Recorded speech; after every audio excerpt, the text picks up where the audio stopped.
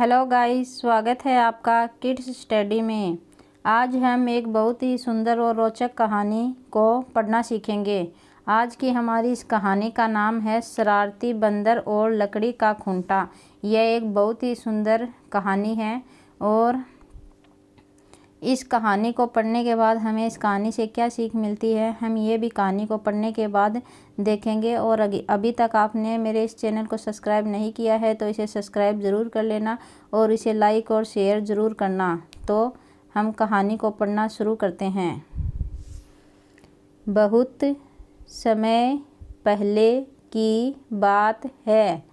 एक शहर से कुछ ही दूरी पर एक मंदिर का निर्माण कार्य चल रहा था।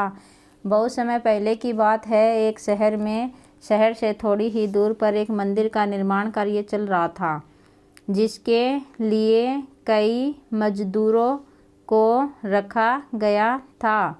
वो मजदूर फिलहाल लकड़ी का काम कर रहे थे। शहर से दूर एक मंदिर का निर्माण कार्य चल रहा था और उस निर्माण कार्य को करने के लिए बहुत सारे मजदूर लगे हुए थे और वो मजदूर फिलहाल मंदिर में लकड़ी का काम कर रहे थे। इसलिए यहाँ वहाँ लकड़ी के ढेर सारे लट्ठे पड़े हुए थे और मंदिर में लकड़ी का काम चल रहा था तो यहाँ वहाँ खूब सारे लकड़ी के ढेर लगे हुए थे। इन लकड़ियों को चीरने का काम जोर शोर से चल रहा था और लकड़ियों को चीरकर उससे कुछ सामान बनवाने के लिए लकड़ियों का काम बहुत ज़ोर शोर से चल रहा था। सभी मजदूर दिन भर काम करते, सुबह होते ही काम पर लग जाते।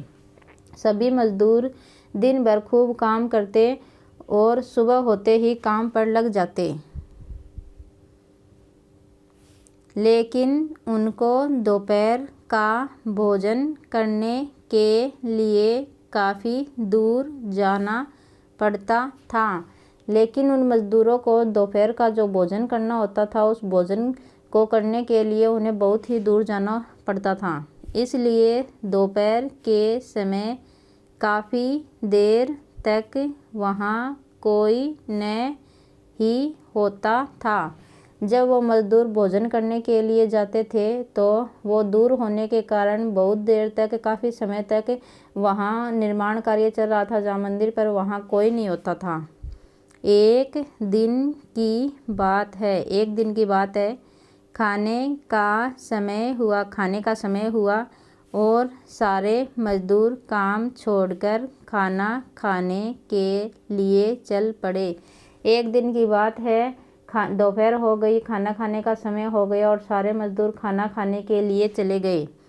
इनमें से एक लट्ठा आधा चीरा ही रह गया था और जो लकड़ियों का काम चल रहा था, उस काम में जब खाने का टाइम हो गया तो एक जो लकड़ी का लट्ठा था, जो मज़दूर उन्हें चीर रहे थे लकड़ी को, तो उनमें से एक आधा चीरा ही रह गया।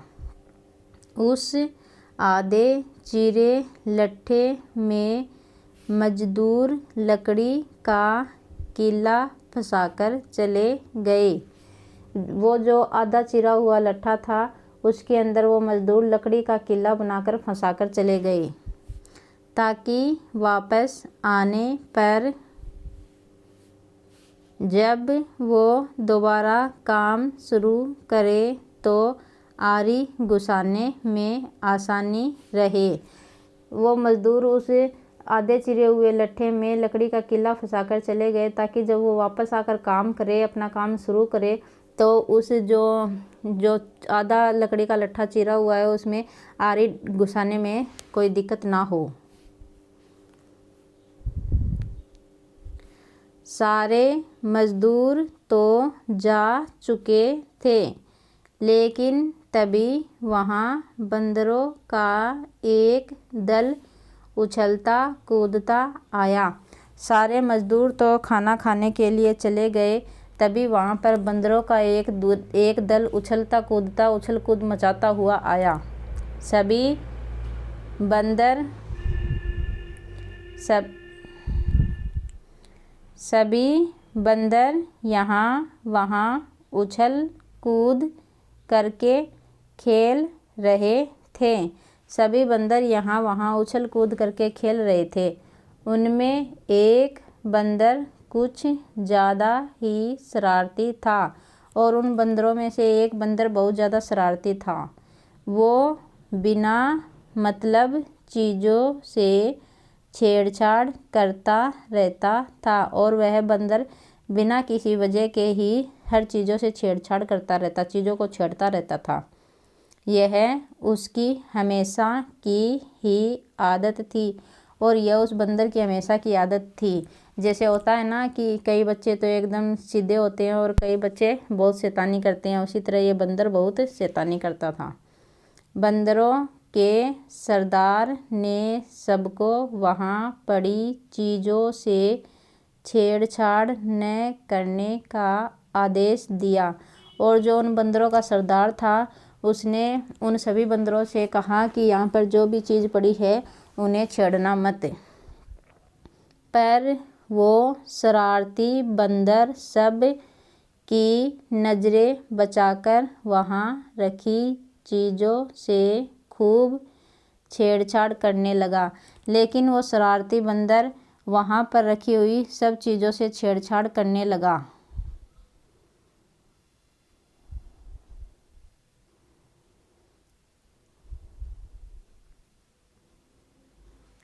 कुछ ही देर में उसकी नज़र उस अधचिरे लट्ठे पर पड़ी और वह बंदर उछल कूद करता करता हुआ खेल रहा था। तो कुछ ही देर में उसकी नज़र उस अधचिरे लट्ठे पर पड़ी। फिर क्या था? कौतूहलवश वह उसी के साथ खेलने लगा। जब उस बंदर को वह अधचिरा लट्ठा दिखाई दिया तो वह कौतूहलवश उसी के साथ खेलने लगा। उस लट्ठे को यहाँ वहाँ घूम घूम कर देखने लगा। वह बंदर उस लट्ठे को घूम घूम कर देखने लगा कि यह क्या है। फिर उसने पास पड़ी आरी को देखा और उसे उठाकर लकड़ी पर रगड़ने लगा। फिर उस बंदर को उस लट्ठे के पास आरी पड़ी दिखाई दी और वह बंदर उस आरी को उठाकर उस लकड़ी पर रगड़ने लगा। थोड़ी देर बाद वह दोबारा लट्ठे के बीच फंसे कीले को देखने लगा और थोड़ी देर बाद वह बंदर उस लट्ठे के बीच में फंसे हुए इस कीले को देखने लगा।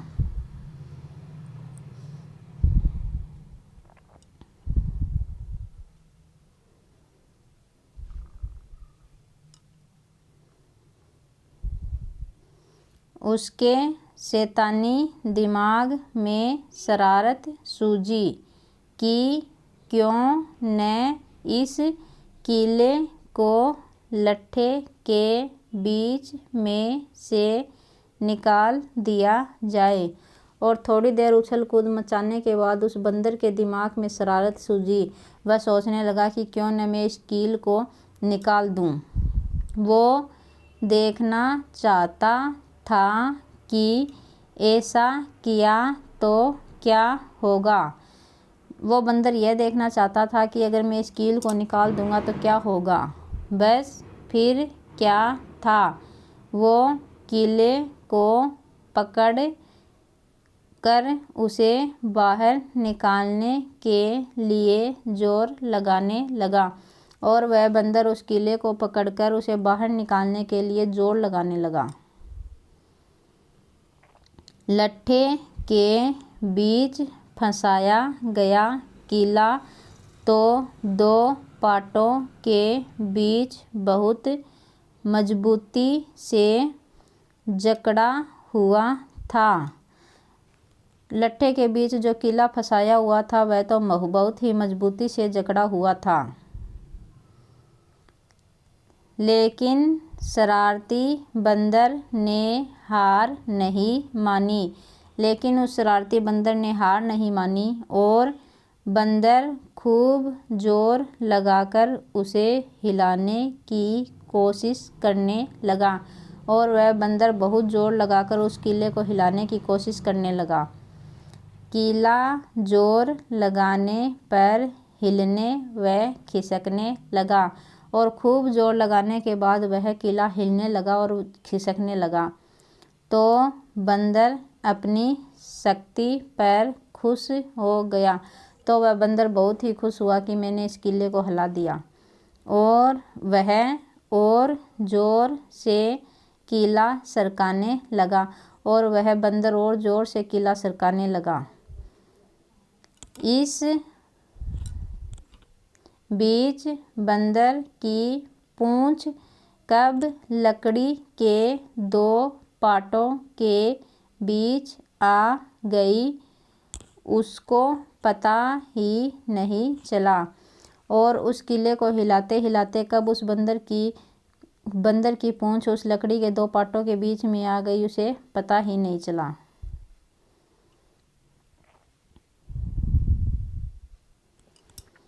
उसने उत्साहित होकर एक जोरदार झटका मारा और जैसे ही किला बाहर खींचा,